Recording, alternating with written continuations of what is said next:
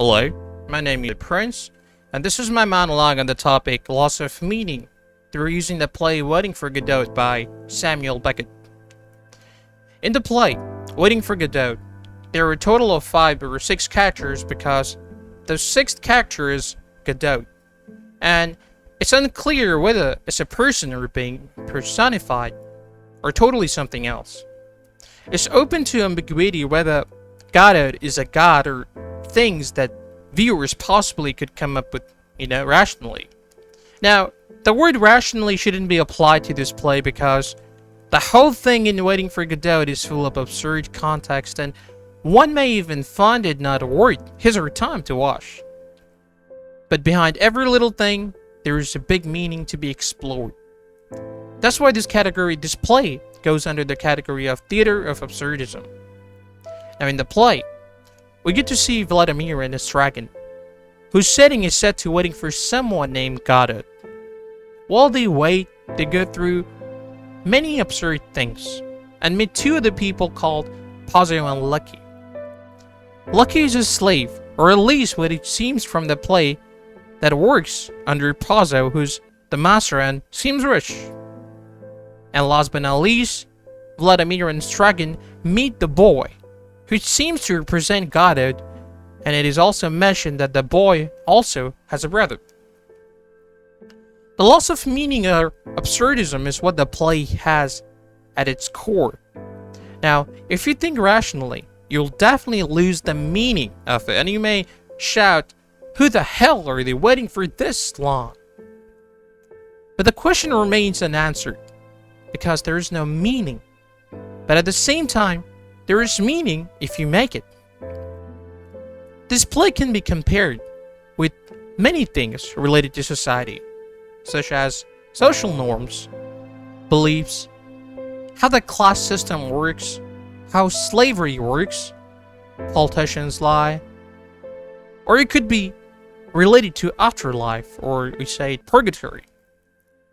Question remains, are these people in the play dead? Or are they trying to represent purgatory? No one knows. As I already mentioned, there is no fixed content that what is this play about, or whose god it is, but we can only assume and compare. Personally, my feeling towards this play is that this play is for those people who can compare their personal experience with this play by putting themselves in Vladimir and Dragon's shoes. Emotionally feeling can be another thing that can be, applied in this play. Everything, the characters do in this play, we better not to try to make sense out of it, because it is not written rationally, at least what I think, but rather open to ambiguity. There's many interpretations you can think. When we go somewhere into this play, it can be seen that how things seems more absurd than ever. Does Vladimir represent one side of the society and his dragon another? Why does even they wait and wait like there's no other day? Every other day is the same as today.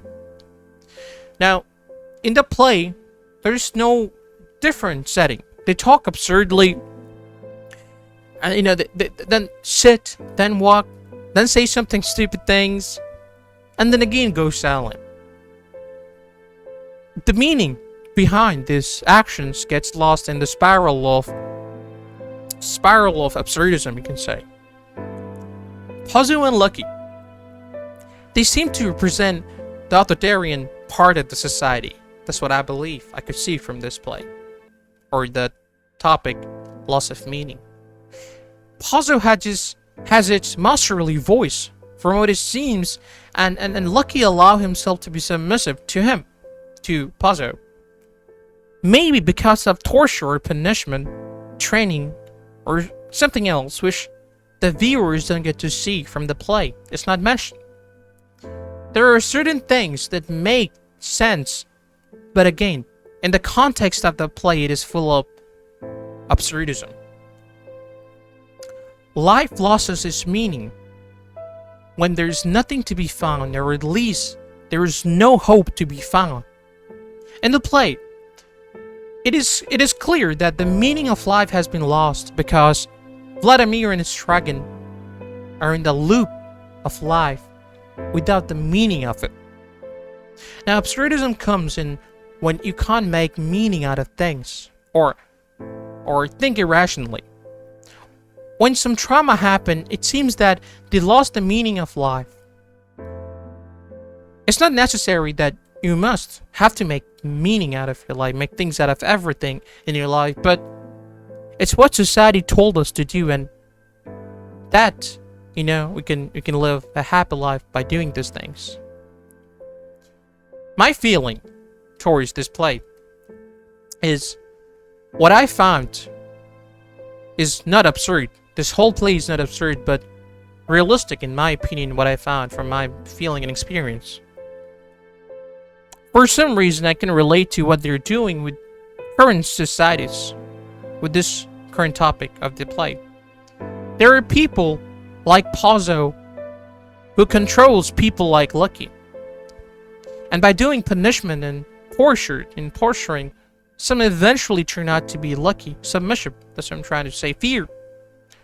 And with Vladimir and his dragon waiting for Godot, I think, is the societal concept of utopian society, where one day we will have it. We think about utopian society as something we will have it sooner or later.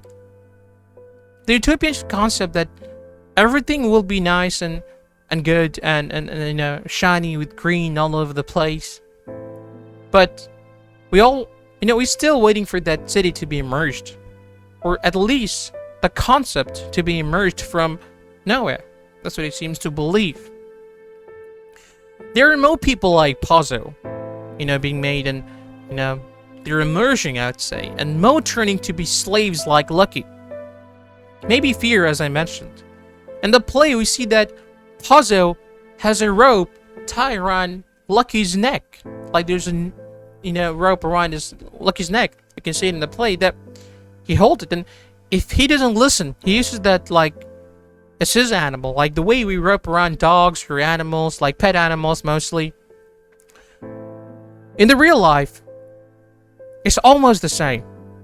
We have ropes around our necks. Not visible, but we have it. Not tangible, you could say. But there is still the presence of the rope, and we're being controlled by the light society, or those who control. Our lives are worth nothing. Like when you see how Lucky's life is worth nothing because Pozzo was on his way to sell Lucky in the play.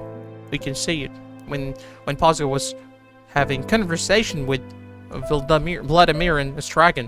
They were talking. There's no context to why he's selling Lucky, but Pozzo just wants to sell him. And that's where also meaning gets lost. Society has two types of people. One is Vladimir and another one is dragon. One may think they're smart, and another is not trying to be smart and most submissive. When in the play, a dragon asks Pozzo for the bone that Pozzo just ate and threw out. What is the part of the society where we deserve better, but just throwing a piece of bone is what keeps us versus the light different? Here, have a bone. That's it. That's all you deserve. I get to eat all the chicken and you have the bone. We try and try, but never get out of the absurdism. Losing meaning of life when there's nothing we can do. That's what I see in how the play Waiting for Godot works out in realistic scenarios. The concept itself is so dark because life without meaning is empty. As Vladimir and his dragon waiting for Godot for an infinite amount of time, we see in the play. Both Act 1 and Act 2, they do it. Wait, never shows up. They wait for Godot, but it never ends. When he or she or it will come, we never know what Godot is. It's a concept, it's a thing, it's a belief. The play, in my opinion, I think not absurd, but rather full of meaning that can be related to things, real life things. It's taken from real life. As I already mentioned before, it's open to ambiguity. You can have different interpretation. You can do whatever you like, the way you want to. Vladimir can take action without his dragon, but again, they don't get separate from each other. For the both part 1 and part 2, they don't. Even in the part 1, they seems to be talking or should separate, but they don't. Losing meaning of life, perhaps, but it's not mentioned. There are certain things that didn't necessarily make sense, but we can make meaning. But does make meaning. This is my feeling about the topic of loss of meaning and absurdism through the play Waiting for Godot by Samuel Becket. Thank you.